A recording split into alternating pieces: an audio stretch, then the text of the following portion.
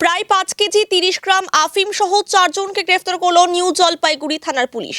গোপন সূত্রের খবরের ভিত্তিতে ফুলবাড়ি ঘোষপুকুর বাইপাস রাস্তার ফুলবাড়ি ব্যারেজ সংলগ্ন এলাকা থেকে অভিযান চালিয়ে একটি আসাম নম্বরের 4 চাকা গাড়ি থেকে এই বিপুল পরিমাণে আফিম উদ্ধার করা হয়।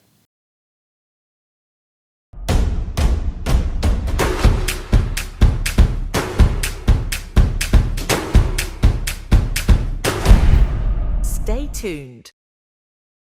এই মাদক পাচারে যুক্ত থাকার অভিযোগে 4 জনকে গ্রেফতার করা হয়েছে।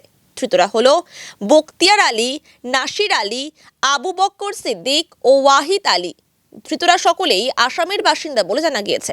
পুলিশ সূত্রে জানা গিয়েছে, গোপন সূত্রের খবরের ভিত্তিতে অভিযান চালিয়ে পাচারের আগে একটি 4 চাকা গাড়ি থেকে 5টি আফিমের প্যাকেট উদ্ধার করা হয়, যার ওজন প্রায় 5 কেজি 30 গ্রাম।